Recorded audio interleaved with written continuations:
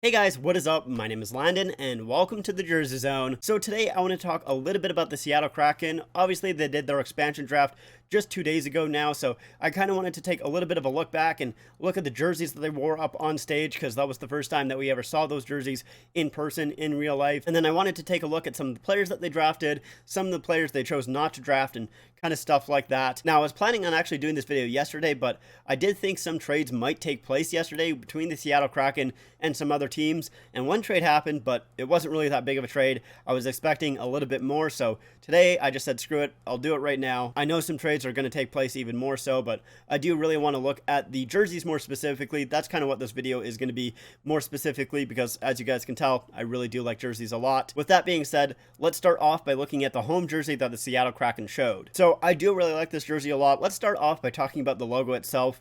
I don't mind this logo. I think it is just an okay logo. Obviously, with me personally, when I thought the Seattle Kraken, when I heard that they released that name and that they were going with that name, I was expecting a much different logo. I was expecting like an actual Kraken on the front of the jersey or like something like that. But as I kind of thought about it, it is a little bit cheesy at the same time, though. All of these jerseys around me are a little bit cheesy, but I kind of understand maybe why they don't want to do that, because like I said, it is a little cheesy, might be a little bit too much for an NHL team, especially as a home jersey and an away jersey as like their main logo. So maybe at some point they might kind of do that as like a specialty jersey or a third jersey. I really do hope so. It would be a lot of fun. But that main logo itself, it is okay. I do like the tentacle kind of coming up through the S there, and I also do know that it is a throwback to the Seattle Metropolitans. I do know that, so it is kind of an understandable logo why they went that way. Just me personally, I do think it's an okay looking logo. I do really like that shoulder patch logo though. I do like that a lot because it is like an anchor, but it's also the Space Needle at the same time. So I actually do really like that shoulder patch logo. I think it's a really nice secondary logo. But anyways, looking at the jersey itself, I actually do really like this jersey a lot. The shoulders are maybe a little bit too bland for me, but I don't overly mind it. Other than that, I love the three shades of blue. I think it looks very, very nice. I love the numbering. I love how it is that lighter shade of blue. I do think that lighter shade of blue looks really nice for the numbers there. I think it works really well. And then I do like that thin stripe of red as well, because it kind of like mimics the logo in a way where you do just have that mix of red, that just little bit of red. Now, one thing that they kind of showed up on stage that I'm really, really excited about, and I really hope it goes in the direction that I think it might go, and I really hope that it might go, is with the jerseys that they showed up on stage. Those were the made in Canada jerseys, or the authentic jerseys, the jerseys that the players wear on ice. Currently, there is no way for any fans to get those unless they buy them directly through the team store and get like the team issued or the actual game worn jerseys. Other than that, there's no way to buy them like retail or anything like that. And that is one thing that I really don't like about Adidas, is there's no way to do that. With that being said though, with the jerseys that they wore up on stage, on the back right hand side of the jersey, there was a little bit of a tag there, and I'm hoping that that is kind of signaling that they might actually release retail versions of the Made in Canada jerseys, because they are also switching materials with this new season coming up here. So I'm really, really hoping that that is the case, and that they will start releasing Made in Canada actual authentic jerseys through retail stores and everything like that, because man, I want some of those Made in Canada jerseys so bad. They look very, very nice, and the dimples in the jerseys are just gorgeous. I really do like them a lot. So I personally don't have any Made in Canada Adidas jerseys right now, but I do really want some very, very badly. So that is the hope. That is what I'm praying for, that is what they're going to go with, but we'll see. They probably won't, most likely. Now let's move on to the away jersey here. And as I kind of look at the away jersey, when the away jersey first came out and we first saw that away jersey, I was like, I definitely like the away jersey more. To be honest, I usually do prefer away jerseys. I do usually like them a lot more than the home version. I don't really know why, I just kind of do. But when this jersey first came out, I was like, I definitely like the away jersey more than the home jersey. By far, it's not really even close.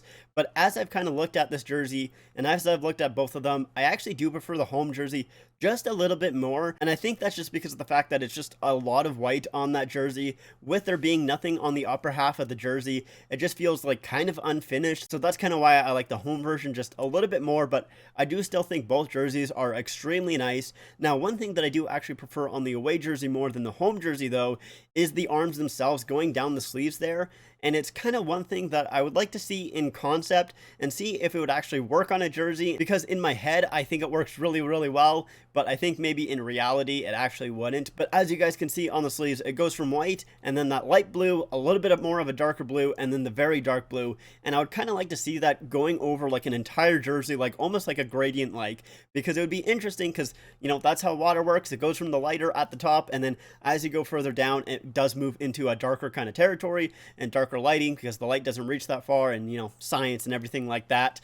But I would like to see that kind of mimicked on a jersey. I think it might be interesting. It might work. It might not work at all, and it might look really, really bad, but I don't know. That's kind of just what I was looking at when I looked at the striping on the jersey, especially that away jersey, because it does kind of mimic that kind of thought process there on the sleeves of the arm there. So maybe it would work.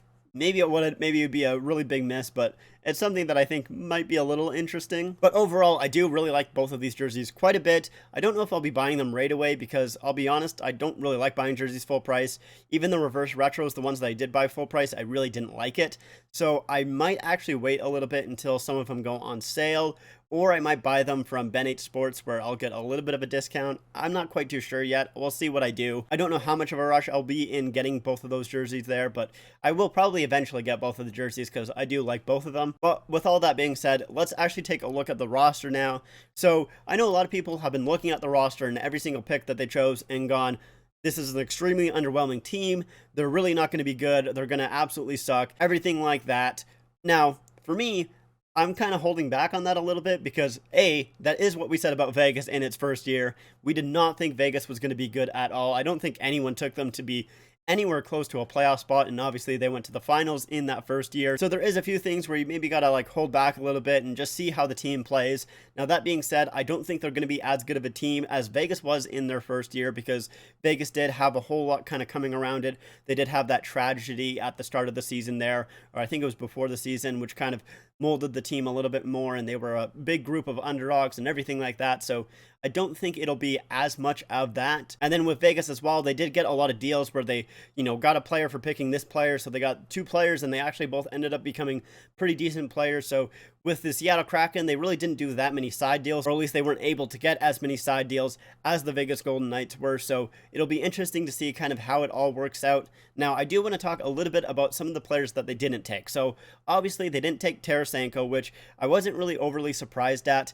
With Tarasenko, I do really like Tarasenko. I do think he might still be able to score a lot of goals. Just the injury part of his career is just such a big factor that you have to take in when looking at that player.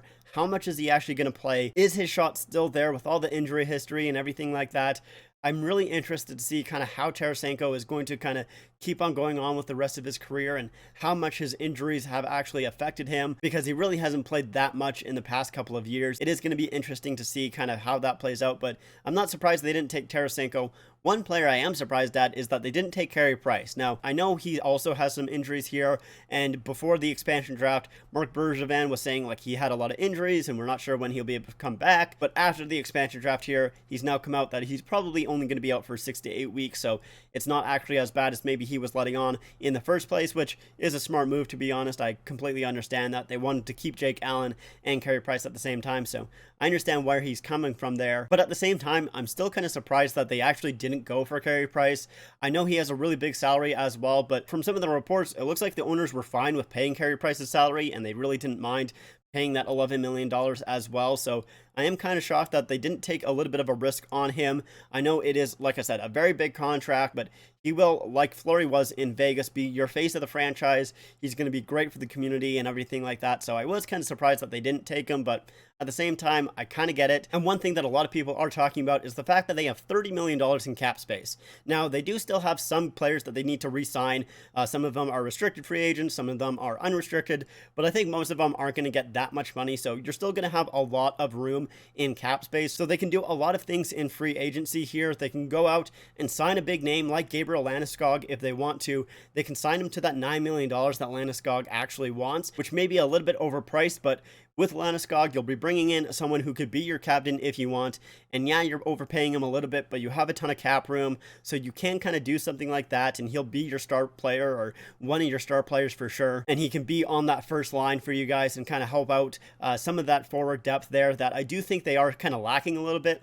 Looking at the Seattle Kraken, like I said, I know a lot of people are kind of down on them in terms of thinking that they might not really be that great of a team. I do think on defense and in goal, I think they are very, very good, and I think they'll be a very solid defending team, and they won't really allow a whole lot of goals against.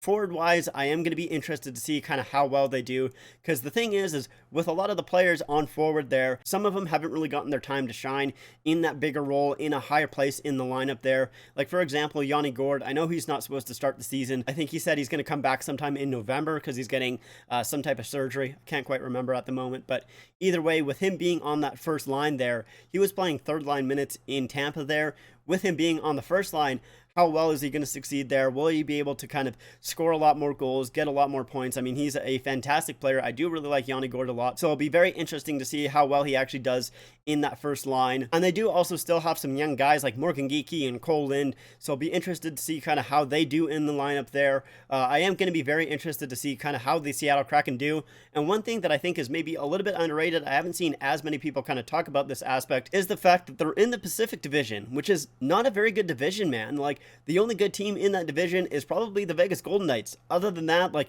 you have the California teams who have all really not been that good as of late. You do have LA, who is looking kind of on the up a little bit, but still, like San Jose and Anaheim, I really don't think they've been as good the past couple of years. You have Vancouver, who had a really bad year last year. Will they kind of pick it up? Calgary, who also didn't have a very good year, and then they just lost their captain, so I'll be interested to see kind of what they do.